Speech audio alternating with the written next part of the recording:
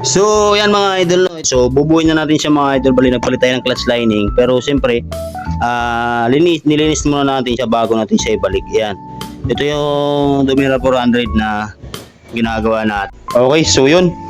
Step by step na naman tayo sa paglagay nitong clutch lining para kahit pa paano ay meron kayong idea. Tapos yung clutch housing, lahat ng kung ano ang meron dito sa gilid ng ating Dominar 400. Okay, so ngayon, umpisa na natin mga idol pa. Okay.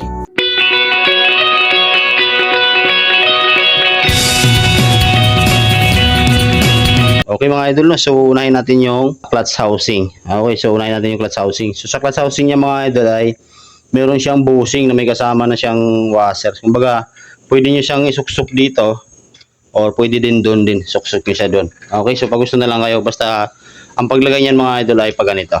Okay. Yan. So ngayon lagay natin siya dito.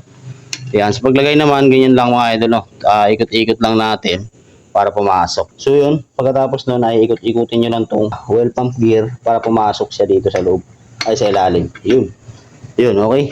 Tapos yan, pag kailangan mga idol, nakashoot dito sa ilalim yung gear ng oil pump gear at yung gear ng clutch housing para hindi tayo magka-problema. Okay, tapos susunod na natin yung clutch washer niya. So, ang clutch washer niya mga idol ay ito. Yung malapad, no? Ayan, yung malapad. So, ito naman, wala namang baliktaran to. Basta dito nyo lang siya ilalagay. Yan. Okay. Tapos, isusunod na natin tong ay kanyang clutch hub. So, sa clutch hub naman niya, lalagay nyo lang din siya ng pagganito. So, ikot-ikot lang din yan. Ayan. Ikot-ikot lang para pumasok siya para tumapat siya sa mismong gear. Ayan. So, tulak natin. Yun. Okay. So, nilagay na natin siya mga idol, no? Ngayon mga idol, ilalagay na muna natin yung nut dito na 24mm. So, meron siyang dalawang washer. So, yung washer niya mga idol ay parehas lang din yung laki. Ayan, no? Paras lang yung laki, no? Lagay natin siya dito. Yan. Tapos, itong washer na to. Okay. Tapos, ito na yung pinaka-nut niya. Okay, so 24mm po ito mga idol. So ngayon, ang paglagay nito mga idol ay pakaliwa. So lahat po ng mga badya na clutch side mga idol ay counter po yung kanyang pahigpit. So yung pahigpit niya ay yun yung kanyang paluwag. Okay, so baliktad po siya, no?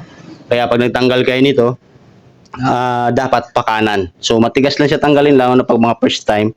Pero dapat medyo malakas din yung impact nyo para kahit pa paano mabubuksan nyo siya. Okay, so ngayon higpitan natin siya. Basta pakaliwa ang higpit nito mga idol, no? Yan, higpitan natin siya. Yan. Okay, so yun, nilagay na natin yung pinaka 24mm niya na nut. Tapos isusunod na natin tong pressure plate niya na dalawa or tinatawag din ng iba na Jadder's plate. Okay, so ito yung dalawang pressure plate. So itong pressure plate na to mga idol ay meron siyang flat lang. Yan, kung makikita nyo, flat lang yan. So ito yung unahin nyo. Ayan, so lagay natin siya muna dito. Yun. Tapos ito naman yung pakurba niya, yan, makikita nyo. Yung pangalawa niya na pressure plate, yan. Medyo palalim, no? Tapos meron din siya paumbok. So pagkagaling dito mga idol, ang paglagay nyo ng Jadder's plate or pressure plate, dapat kung ano yung pakurba, yun yung nakaganito. Yan, sa iba naman mga idol, may marking naman yan. Okay, so yan, lagay mo lang siya ng paganito. Pati no? Yan. Okay, tapos siyempre, yan, so sunod natin itong manipis na lining. Okay, sa Dominar pala mga idol, dun sa mga wala pang idea, meron siyang manipis na lining na 3. Okay, so mamaya papaliwanag ko sa inyo kung para saan pa itong dalawa na to. Okay, so unahin muna natin itong manipis na lining or maliit, makitid lang, no? Yan, maliit siya. Para yan dyan sa pagka nilagay nyo itong clutch lining, masushoot siya dun sa dalawang Jadder's plate or sa pressure plate. Okay, so lagay natin siya. So sa paglagay naman ng clutch lining mga idol, mas maganda, tatandaan nyo yung may mga sulat sa labas. Ayan, makikita nyo, may sulat sa labas, no? Kung may mga sulat sa labas, ang paglagay nyo pa ganito, lahat dapat nakalabas yung sulat. Kasi kung itatawag nyo siya, dapat ganun din lahat para pantay-pantay. Alright, so ngayon lagay natin para kahit pa paano, may lagay na natin siya. Yan. Tapos siyempre, susunod na natin tong plate niya. So sa plate naman niya mga idol, ayan, meron siya mga malapad. Yung 5 malapad yan, ang lalapad yan, ano. So, meron din siyang isang manipis. Yan, meron siyang manipis na ganito. So, mamaya, ituturo ko rin sa inyo. Okay, so, ngayon, nilalagay na natin to, yung plate niya. So, sa plate naman, mga idol, no, lagi kong sinasabi to. So, hindi naman lahat ng motor ganito. Pero, ako kasi, mga idol, pag nagkalas ako ng mga clutch side, lahat kasi ganito ang gawa ko, no. Ganito lang, para din kahit papaano tumagal yung clutch lining natin. Okay, so kung makikita nyo sa plate, yan. Pag kinapa nyo siya, ayan, matalas yan eh, di ba? Tapos pag biniligtad nyo, purol yan. So dapat, ang paglagay nyo mga idol, kung nakalagay dito yung inyong clutch hub, dapat kung alin yung matalas, ito yung sa ibabaw. Ayan, makikita nyo, ito yung pakat ng jadder's plate. So ibig sabihin, dapat talaga paglagay ay nakaganito lahat. Okay, so kung alin yung matalas, yun yung nandito sa labas. Yan, dito sa labas niya. Okay, tapos sunod na natin tong medyo malapad na lining. Yan, medyo malapad, lagay na natin siya dito. Basta mga idol, tandaan nyo, yung mga sulat, yun yung pantay-pantayin nyo na lang. Para maganda tingnan at alam natin na talagang ganun yung pagkalagay niya. Okay, tapos sunod natin yung plate, ganun din ulit mga idol, no? Dapat malapad, dapat kung alin yung matalas, yun yung sa ibabaw. Yan, tapos malapad ulit na. Tapos ito na yung sinasabi ko sa inyo na clutch lining na 3 piraso to kasi yung isa kanina nauna dun, di ba? So, dito na kayo maglalagay yan mga idol. Ayan o, kung makikita nyo. Ito yung kanyang clutch wheel. Okay? So, unahin nyo muna to, ilagay dito. Ayan. Okay, so lagay nyo muna siya dito. Ito yung clutch wheel niya, yun yung clutch hub niya, di ba? Tapos ilalagay nyo tong plate. So, ganun din. Kung alin yung matalas, yun din yung sa ibabaw. Kumbaga, pag inanito mo, dapat nandito rin yung matalas sa ibabaw. Para kahit paano tumagal. Yan, dito nyo siya ilalagay, no? Kasi ito yung kaibahan ng mga dominar. Okay? Tapos yan, nilalagay din natin siya dito. Yan. Yung manipis na, pangalawang manipis na lining. Okay? So, bali, yung dalawang manipis na lining, nandito siya sa nakalagay sa pinaka-clutch wheel. Okay? Pinaka-clutch wheel. Tapos yung mga malalaki, doon siya nakalagay sa clutch hub. Okay? Tapos ngayon, nilalagay natin itong pinakahuling clutch plate. Yan. Lagay natin yung huling clutch plate. Basta kung alin yung matalas mga idol, yun yung nasa ibabaw. Alright. So, yun. Ilalagay na rin natin ito mga idol. Itong toaster niya. Ito yung toaster niya mga idol yan, sa labas.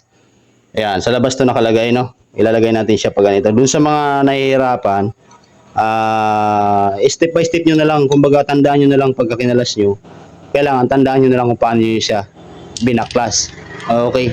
So, yan. Ilagay na natin siya. Ayan o. Yan. So ngayon, sasalpak na natin siya dito. Okay, so sa pagsalpak naman dito mga idol, yan. Makikita nyo naman yan. Masushoot naman yan mga idol, no? Dandahanin nyo lang. Yan. Okay. So yun, nilagay na natin siya. Basta itong toaster mga idol, sa loob nyo siya ilalagay. Huwag nyo sa labas, ha? Kailangan nasa loob. Okay, so susunod na natin itong pinaka-spring niya na 3. Yan.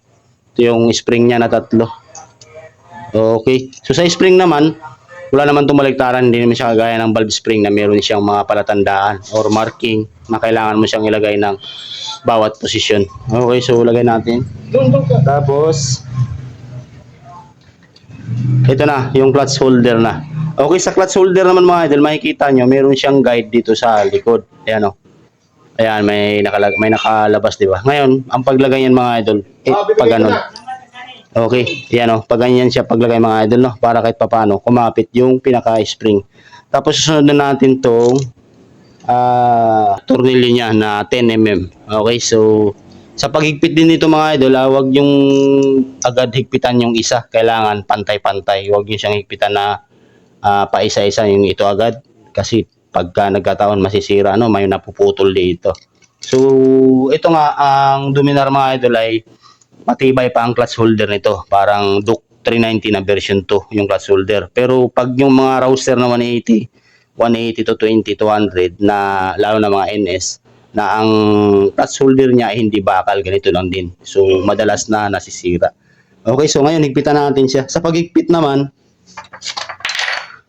ano lang mga idol, alalay lang muna. Kapag naghigpit kayo, ganyan lang muna. Yan. Yan, para hindi agad lulubog. Kasi kung pag nagkataon kasi, pwedeng maputol to eh. Kailangan pantay-pantay muna. Okay. Yan. Yan. Okay, tapos lipat nyo yung ano nyo, impact nyo sa pinakamahina. Para hindi gaano mahigpit yung ano. Tamang higpit lang yung pinaka-tornilyo. So, yun. Ganoon lang paglagay ng mga idol, no? Tapos lalagyan na natin siya ng gasket para kahit pa paano ay hindi tumagas. So, bagong gasket na rin ang ilalagay natin. Okay, so ilalagay na natin yung gasket. Ayan, so lagyan natin siya ng... So, nilagyan ko siya ng kunting gasket maker mga idol para pagka nilagay na natin yung pinaka-crankcase siya, hindi sasabay itong gasket, hindi gagalaw, no? Kasi kung gagalaw to, tapos may salpak na natin, may lagyan na natin ng tornilyo, possible, pag lumihis to mga idol, sigurado mapupunit to. Kaya ang diskarte talaga, pag naglagay kayo ng mga gasket na ganito mga idol, lalagyan nyo muna ng pandikit ng konti, para kahit papano, yan, kagaya niya, no? Ayan, di ba? Kakapit na yan, no?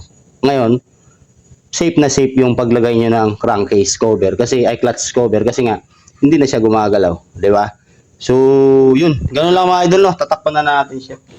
Tapos pagka tinakpan nyo naman mga idol, yan, makikita nyo naman dito, ayan o, meron siyang, dito yung lagayan ng toser, ito yung toser niya sa clutch, ito yung kanyang lever. So ngayon, pagka nilagay nyo yan mga idol na yan, makikita nyo, ganyan muna siya, yan, nakaganito muna ang forma nung pinaka-clutch nyo. Tapos, pagka naidikit nyo na yan siya dyan, huwag lang galaw-galawin para hindi na umurong yung sa ilalim, ay sa loob. Yan. Diba? Pagka halimbawa, nadikit nyo na. Tapos sa kanyo siya ngayon, itutulak papunta doon sa loob. Yan. Para kumapit na. Yan. So, hindi nyo na mabubunot yan. Okay? So, ganun lang mga idol, no? Napaka-basic lang para kahit paano, meron kayong idea yan. Basta pigilan nyo lang to, hindi na yan matatanggal. Kasi yung toser niya, nakashoot na siya sa mismong lever nito. Okay, so ngayon lalagyan na natin siya ng tornilyo para kahit paano ay matapos na rin. Okay, so sana nakabigay ng idea dun sa iba, no? So hanggang dito lang yung video natin at sana marami tayong natulungan dun sa lalo sa mga nakadominar na gustong magkalas-kalas ng mga ganito. Okay, so paras lang yan ang clutch side ng Duke 390 na version 2. Okay, version 1 halos paras lang din, pagkaiba lang ang lining.